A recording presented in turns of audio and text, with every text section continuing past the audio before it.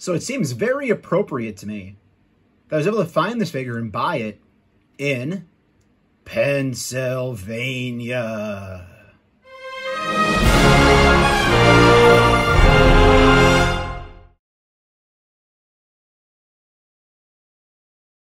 Hey YouTube, what goes on? And welcome back to Disavowed Action Figures. Tonight, bringing another action figure review, taking a closer look at the new Jakks Pacific Simpsons Vampire Mr. Burns Deluxe figure. Super pumped to get this thing in hand.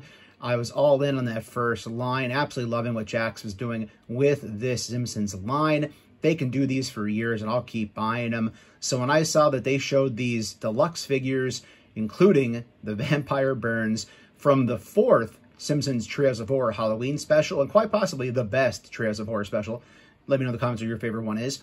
I had to get this thing. The episode, I've had to watch episode over 100 times in my life, maybe more than that. I just watched it about 2 times in the past 2 weeks. Looking forward to this figure. So when I saw it showing up at GameStop, I was super excited. Check out the toy hunt. I kind of had to drive like 85 miles total to get my hands on this thing. So I was pretty excited, as you can probably guess. So taking a look at the box, there's the front. It does have a UV function. I'm not sure if we'll explore, as it is kind of later in the evening right now, and it's been raining all day. Sun's not even out. There is the Vampire Mr. Burns on the top. Bottom, legalese, all the nonsense. This ran me $24.99 at GameStop. I am not a pro member at this time. There is the back of the packaging, the great picture of Vampire Mr. Burns, and also the coffin, which is why this thing costs more than the traditional $12.99 or whatever it might be to get your hands on a new Simpsons Jakks Pacific figure. There is the side art on that side of the box, and here is the side art on this side of the box with a nice look at the figure himself. So if you're new to these reviews, what I'll basically do is I'll show you the packaging like I just did. We'll rip it open. We'll take a look at the figure itself. We'll check the articulation, move it around a little bit. In this case, we'll take a look at the coffin as a giant accessory, and then we'll compare it to other figures from this action figure line and other lines as well.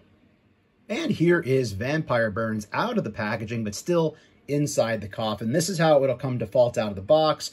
You have him on display inside the coffin. He is attached. I'll show you how in a couple of minutes. Then it does come with the cover for the coffin, which will just pop right on there. It'll sit there fine. The big B for Burns has some nice kind of weathering and cracks on it. That looks great. The B came out looking really great. The inside, just basically the plastic.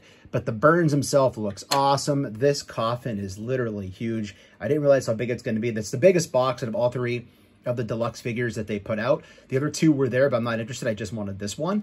So let's take a look at Burns himself, and then we'll kind of get a better idea of how this coffin works, because there is a play function with this thing that's pretty awesome. I also wanted to show, it comes with like a little instruction manual. I love these things. It takes me back to being a kid, opening up like G.I. Joes, how to put them together and stuff like that.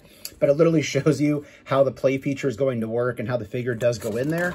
This is something fun to me. I like when they put stuff like this inside, because again, it takes me back to the day with action figures back in the day. And here is Mr. Burns the Vampire out of the coffin on display, standing on top of it. And these look really great together. Again, the size of the coffin does seem appropriate. It looks large at first, so you kind of put it in perspective. You basically have an entire, I guess, a mount underneath it, technically, that it sits inside of or on top of. I don't know what the technical term would be, but it has some great features on this coffin as it rotates. The Burns looks awesome on top of it, in front of that B on the coffin. This is a really fun set. I also think it's very well priced. Let's take a close look at Burns. Here is a closer look at Vampire Mr. Burns, which, if you did not know, is basically a riff on Bram Stoker's Dracula film from 1992. I think it was played by Gary Oldman, was the actor. His hair in the film was very unique, very much like this. I will not describe it the way Homer described it in the episode. Go back and watch it if you want to. However, the hair is really what makes the figure, and it looks really good on Mr. Burns. You can see the fangs came out looking really freaking good on the head sculpt underneath right there. So really hammering home the fact he is a vampire. The hands are just kind of like crooked and gnawed, basically coming out. Again, all 4 fingers that they have in the Simpsons universe. It comes with basically this like soft plastic. You can call it a cape, I guess, or maybe a robe is a better word, because he has it down to the arms, obviously. So he's wearing the robe. It does not really encumber the articulation of the figure that much, because there's not a lot of articulation going on. There are no legs. This is just basically like this underpiece. And you can see this clip hole right here is where you clip in to the coffin to use that play feature. So this will not come off. It is attached up here, and then you get the red sleeves going down the sides. So overall, for what these Simpsons figures are, they're very simple. They're very simple figures. They're not going to blow your socks off with their tooling or anything, but they look like the way they're supposed to look, and they're just a heck of a lot of fun. All right, let's do articulation on this guy next. So articulation for Vampire Burns, the head will go all the way around in a circle. That's about all you're going to get out of the head. Shoulder goes all the way around. It will go up about that far. There is a bicep swivel going on right there. Single jointed elbow. The hands will go in a circle, and both of them are on a left and right hinge to hinge left and right as so. You don't get much really play going either other direction. There is also some articulation here in the torso. You can get them to do a little bit, not a whole lot, because again, this plastic kind of like stops you from doing a lot. So you can go kind of straight up about that far. You can lean them forward a little bit further, get a hunchback, which is probably how you want them to look right there. Kind of get that scarier kind of pose. There it is. Almost like a Danhausen pose if you're a wrestling fan. So again, not crazy articulation. You're not getting any legs or feet or anything with this guy, but you don't need them for what they did with this. It's just simple and it's fun. Let's take a closer look at the coffin itself. So the coffin has some really cool features to it. First of all, it has, I guess it's like feet going all the way around as part of the base. You get a cool bat emblem going on right here that is sculpted on. This is the play feature we'll talk more about momentarily.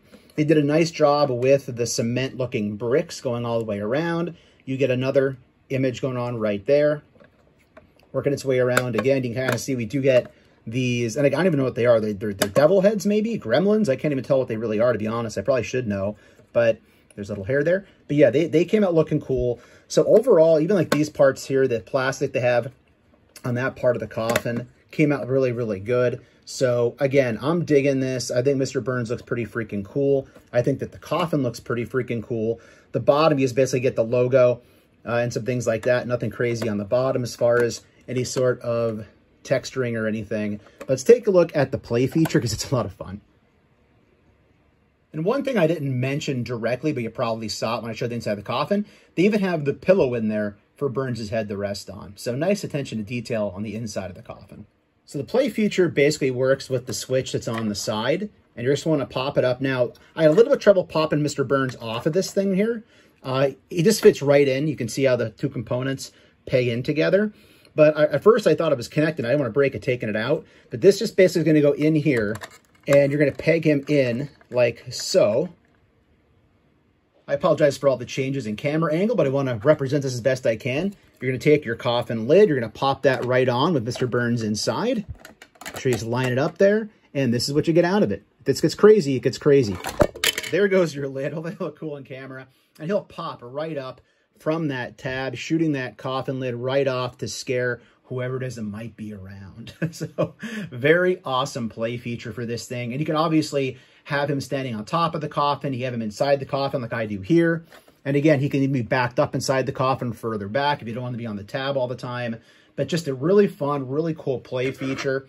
I'm not quite sure how I'm going to display it yet, but there's probably different options you can have as to how you want to set it up and how you want it to look in your collection. Even like that looks pretty cool, having the coffin lid back behind with the B right above his head.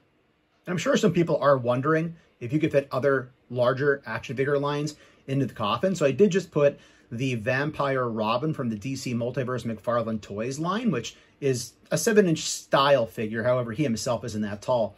But you can see he does fit right in there. That coffin goes right over the top, no problem.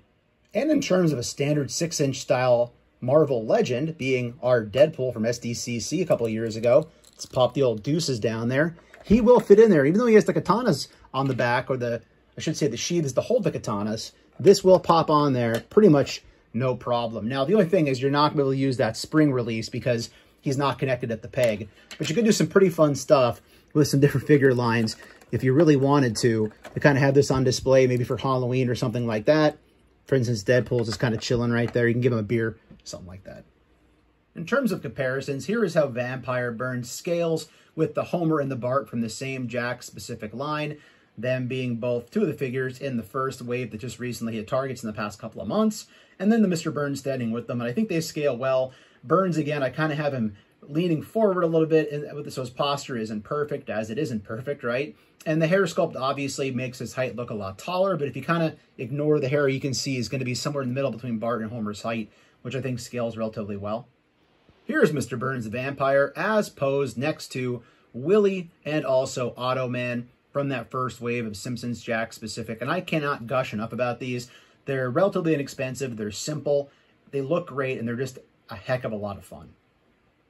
And here are the Jakks Pacific Mario Brothers, Luigi and Mario himself, from the recent Mario Brothers movie from a year or two ago. So you can see that they do scale relatively well together, being that they're both from the same company. For some fun 6-inch action figure comparisons, here is the Marvel Legends Blade from the Mindless One wave, along with the AEW Unrivaled Jazzwares Danhausen wrestling action figure. If you didn't know this, Danhausen actually portrays part of his characters based on Mr. Burns.